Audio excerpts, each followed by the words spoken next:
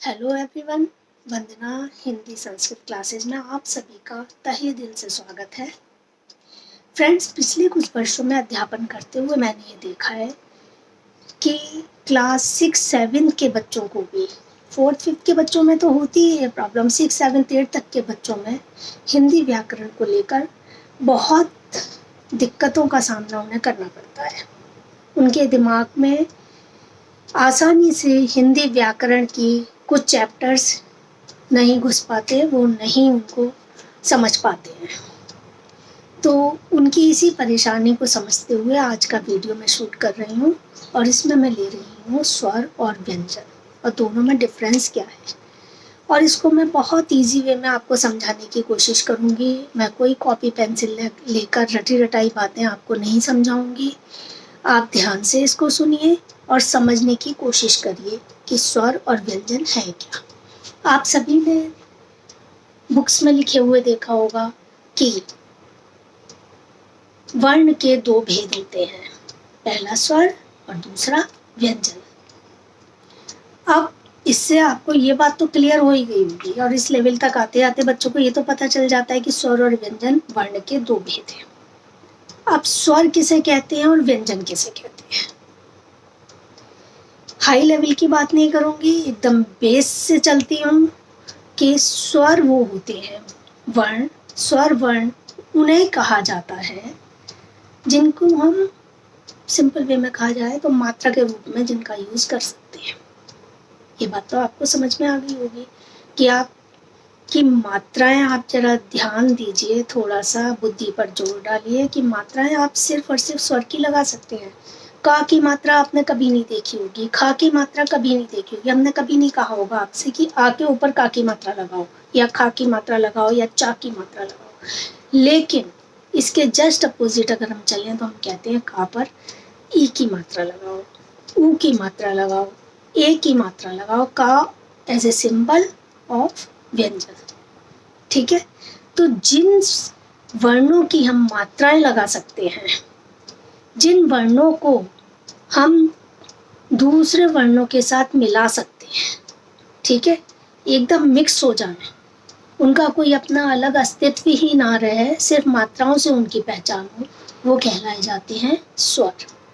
ठीक है, और जिनके ऊपर हम ये मात्राएं लगाते हैं, आपने हमेशा देखा होगा आ के ऊपर आ की मात्रा या आ के ऊपर ए की मात्रा या आ के ऊपर ई की मात्रा या आ के ऊपर ओ की मात्रा आपने नहीं देखी होगी, क्योंकि ये सभी मात्राएं अपनी अपनी डिफरेंट मात्राएं हैं।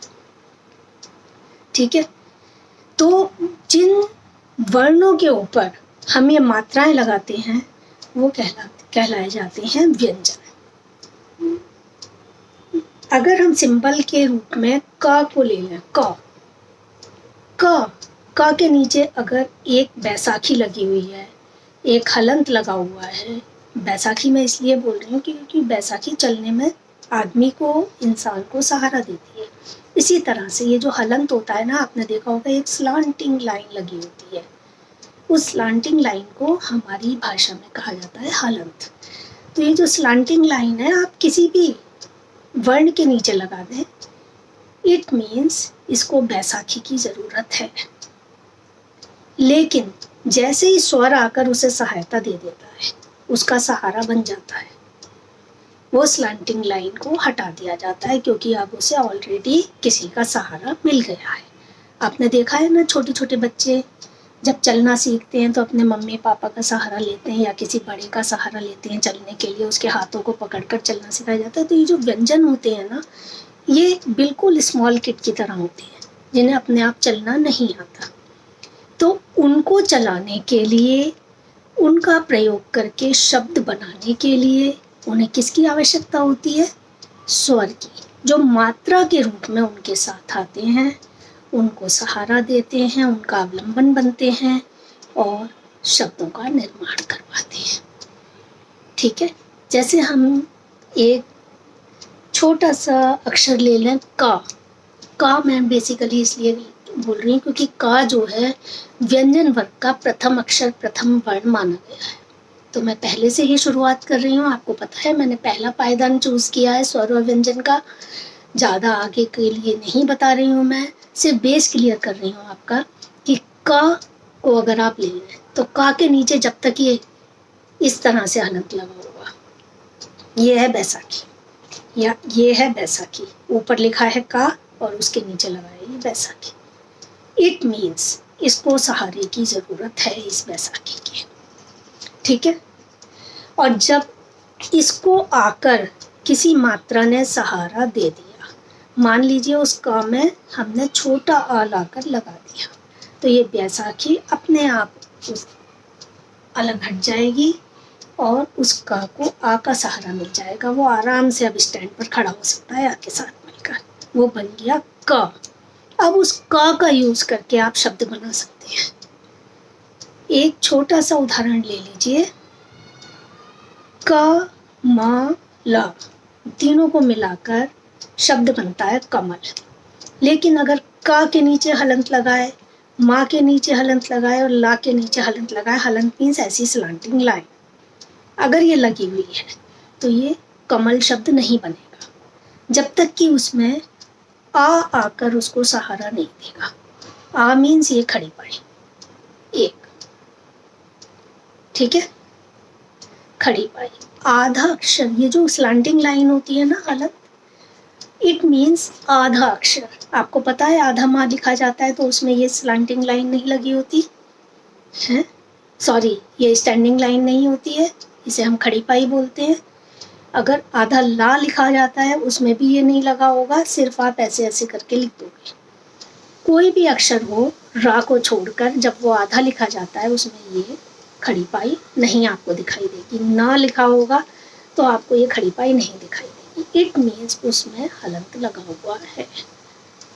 जब हम शब्द के साथ इस आधे अक्षर को लिखते हैं तो मोस्टली इस हलंत को रिमूव करके हम आधा अक्षर दिखा देते हैं बिना खड़ी पाई का। और जब हम अलग अलग आधा अक्षर शो करते हैं बिना शब्द के, तो हम पूरा शब्द लिखकर उसके नीचे ये बैसाखी लगा देते हैं हलंत की, ठीक है। तो ये जो होती है बैसाखी, ये तभी तक उसका साथ देगी जब तक उसे स्वर आकर सहारा नहीं देगा। अब हमने क में अ लगा दिया, क में ई लगा दी छोटी, तो का पर छोटी ई की मात्रा चढ़ा देंगे, बन जाएगा की, और ये बैसाखी अपने आप हट जाएगी। समझ में आया? जिसकी मात्रा हम लगा सकते हैं वो होते हैं स्वर, और जिनके ऊपर मात्राएं लगाते हैं वो होते हैं व्यंजन। तो स्वर और व्यंजन एक दूसरे के बिना अधूरे हैं, दोनों एक दूसरे के साथ मिलकर काम करते हैं। लेकिन स्वर जो हैं वो स्वतंत्र रूप से चल सकते हैं क्योंकि उसे किसी के सहारे की जरूरत नहीं होती। आपने देखा होगा, आ बोलकर देखिए मुंह से, आ ई उ ओ औ। इन्हें बोलने के लिए आपको ज़्यादा एफर्ट यहाँ से नहीं करना पड़ेगा। आ ई उ ए ऐ ओ औ स्वतः ही अपने आप ये बड़ी इजी वे में बाहर निकल जाती है। तो जो बिना किसी रुकावट के आपके स्वर तंत्र से होते हुए, कंठ से होते हुए बाहर निकल आते हैं, उन्हें हम स्वर कहते हैं। ये आपको बुक में भी लिखा हुआ दिखाई दे जाएगा। मैंने सिंपल वे में ये बताया, जिनकी मात्राएं लगाई जाती हैं किसी भी अक्षर के ऊपर वो स्वर कहलाता है, ठीक है। और व्यंजन वो होते हैं जिनको बोलने के लिए आपको एफर्ट करना पड़ता है। अब आप बोलिए क, पहले बोलिए क, फिर बोलिए अ। आप देखिए दोनों में डिफरेंस। क बोलेंगे, यहाँ आपका कितना घर्षण होगा, कितना आपको जोर देना पड़ेगा यहाँ पर। लेकिन अ, कोई जोर नहीं, अपने आप इजी वे में निकल रहा है, बहुत स्मूथ वे में निकल रहा है। दोनों का डिफरेंस क्लियर है। ख, ग, बेसिकली ये जो व्यंजन होते हैं ना थोड़े हार्श होते हैं, कठोर जिसको आप कह सकते हो। इनमें मुलायमता नहीं होती। क, ख, ग आप देख रहे, सुनने में ही लग रहा है आपको, लेकिन जो स्वर होते हैं ना बहुत सॉफ्ट से होते हैं। अ ई उ ए ऐ, कोई भी प्रेशर नहीं पड़ रहा, कोई भी आपको दबाव का सहारा नहीं लेना पड़ रहा कंठ में, इजी वे में निकल रहे हैं। तो स्वर आकर व्यंजन को सहारा देते हैं, और जब वो व्यंजन के साथ मिल जाते हैं तो उनसे हम शब्द निर्माण कर सकते हैं। अब आप देखो, आ ओ, हमने कहा स्वतंत्र होते हैं स्वर। उसका एक उदाहरण, एक शब्द मैं बोल रही हूँ, आओ। आ है, ओ है, दोनों ने मिलकर एक शब्द बना लिया। लेकिन क्या कोई ऐसा शब्द आप बता सकते हो मुझे जिसमें बिना स्वर मिले हुए आपने व्यंजन से कोई शब्द बनाया हो? No, never. व्यंजन तभी काम करने लायक होता है जब आकर स्वर उसमें मिल जाता है। समझ में आया? अगर समझ में आया हो तो प्लीज़ कमेंट बॉक्स में जाकर मेरी इस वीडियो को देखिए, कमेंट लिखिए। आगे मैं आपको बताऊंगी वर्ण विच्छेद। Till then, bye bye.